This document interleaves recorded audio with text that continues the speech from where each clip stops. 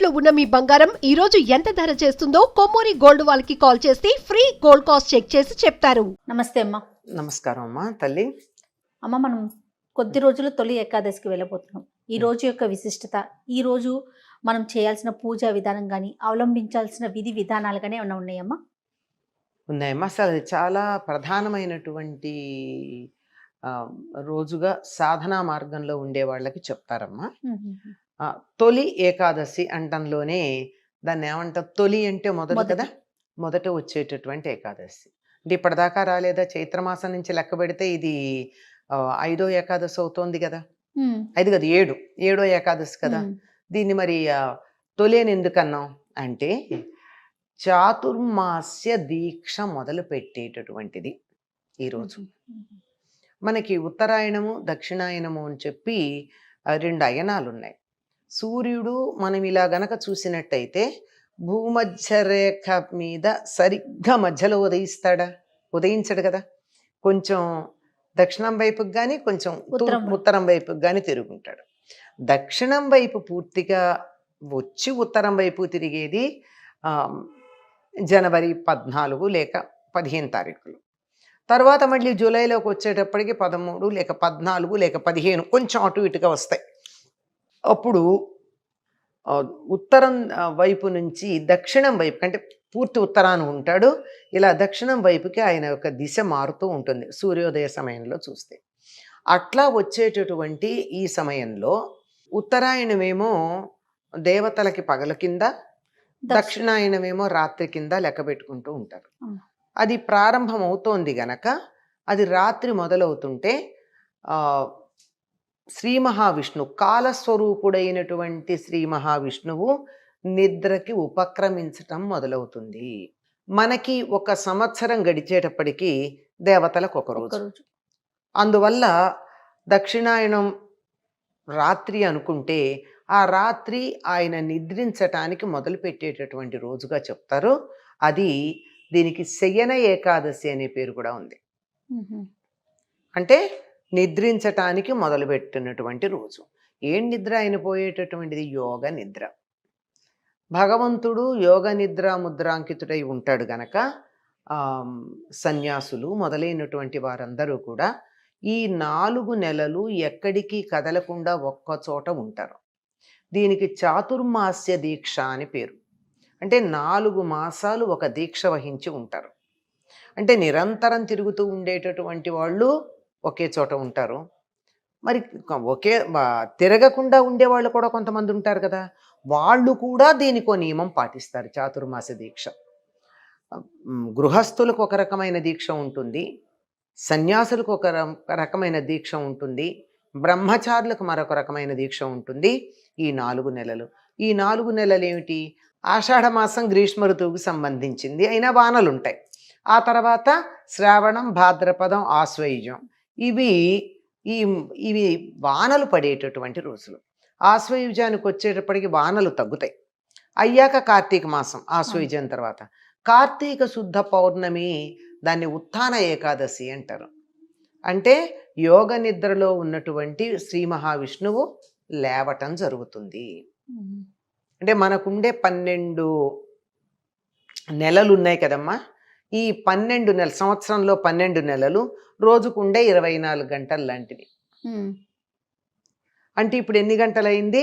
4 నెలలు అంటే 4 పక్షాలు, అంటే 8 గంటలు రోజుల్లోకి గనక మనం దాన్ని మార్చుకున్నట్టయితే 8 గంటలు ఆయన యోగ నిద్ర ముద్రాంకితుడై ఉంటాడు. అలా పడుకునేటటువంటి రోజుని శయన ఏకాదశి అన్నారు. ఈ శయన ఏకాదశి స్వామి నిద్రిస్తాడు గనక అక్కడి నుంచి తీవ్రంగా ప్రకృతిని, ఈ కనపడుతున్న ప్రపంచాన్ని మొత్తాన్ని భగవంతుడి యొక్క వ్యక్త రూపంగా భావించి ఆరాధించేటటువంటి సన్యాసులు వాళ్ళందరూనూ ఆయన నిద్రిస్తున్నప్పుడు ఆయనకి నిద్రాభంగం ఎందుకు కలిగించాలి? అందుకని ఒక చోటగా ఉండి సాధన చేస్తారు. దానికి మొదలు ఇది. వాళ్ళ నియమాలు భిన్నంగా ఉంటాయి, గృహస్థులకు నియమాలు భిన్నంగా ఉంటాయి.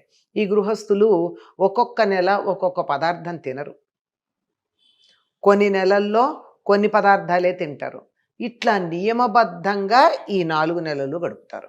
దీనికి మరొక కారణం కూడా ఏమిటంటే ఇవి 4 నెలలు వర్షాలు కదా, వర్షాలు అయ్యాక అప్పుడే కొద్దిగా వర్షాలు వెలిసి మొదలవుతుంది శరదృతువు.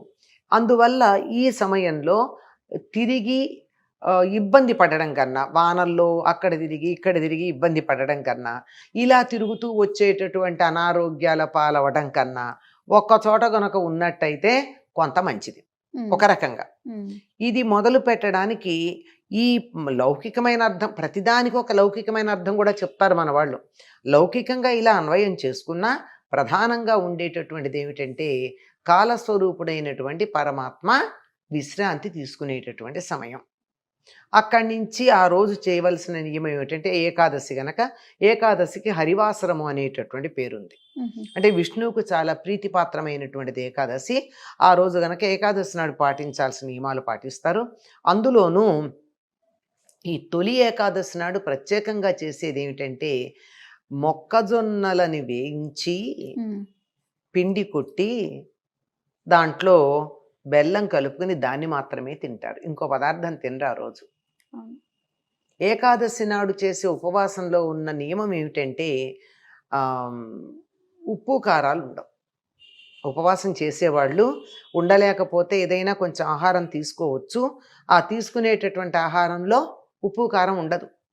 ఉండగలిగిన వాళ్ళు పాలు మాత్రమే, పండు మాత్రమే తీసుకుని ఉంటారు. లేనటువంటి వాళ్ళు చేసేది ఇది ఏమిటంటే పేలపిండి.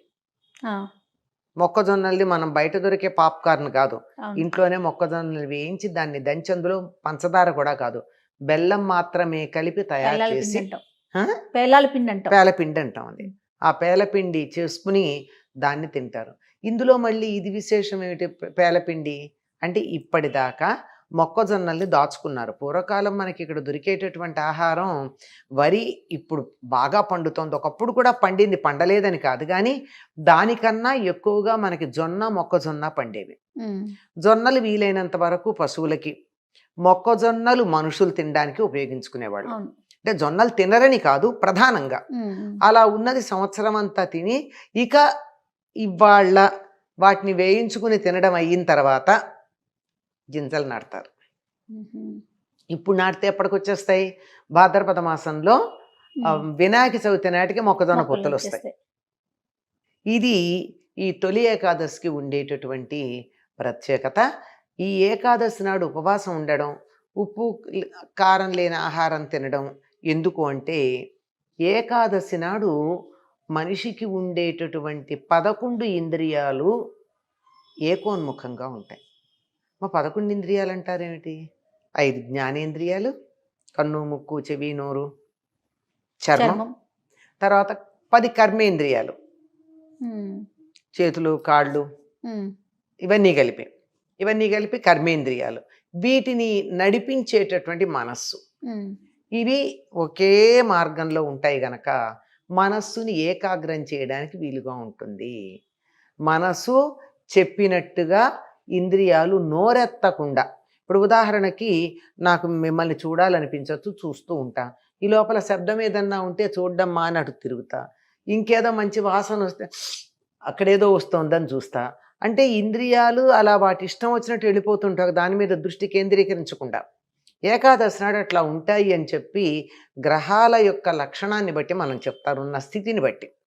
ఎందుకంటే భూమిని కింద అక్షాంశంగా కనుక కిరిండి భుజంగా కనుక భావించుకున్నట్టయితే ఆ జీవప్రజ్ఞని పైకి నిలువుగా ఉండేటటువంటి సూర్యుడిని మనకి నిలువుగా ఉండే లంబకోణంలో ఉండేటటువంటి అక్షంగా భావించుకుంటే, భుజంగా భావించుకున్నట్టయితే ఈ రెండింటికి మధ్య ఉండేటటువంటి కోణం సరిగ్గా లంబకోణంగా ఉండేటటువంటిది, ఏమాత్రం తేడా లేకుండా లంబకోణంగా ఉండేటటువంటి ఆకాశంలో మనం చూస్తే మనస్సు అనేటటువంటిది సరిగ్గా 90 డిగ్రీల కోణంలో ఉంటుంది.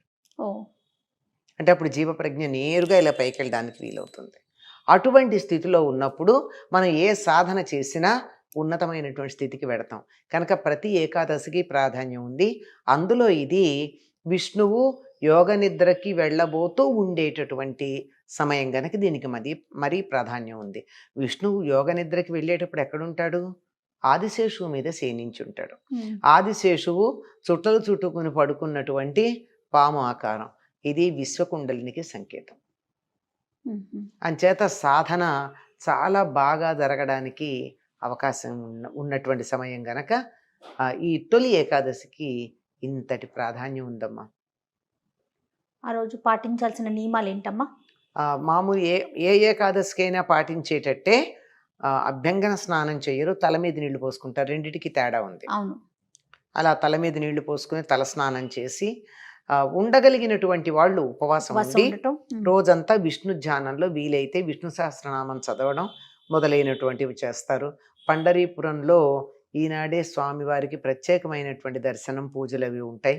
ఈ ఊళ్ళో కూడా చాలా రుక్మిణి రంగనాథులు, పాండురంగలు ఉన్నటువంటి చోట ఆలయాల్లో ప్రత్యేకమైన పూజలు జరుగుతాయి.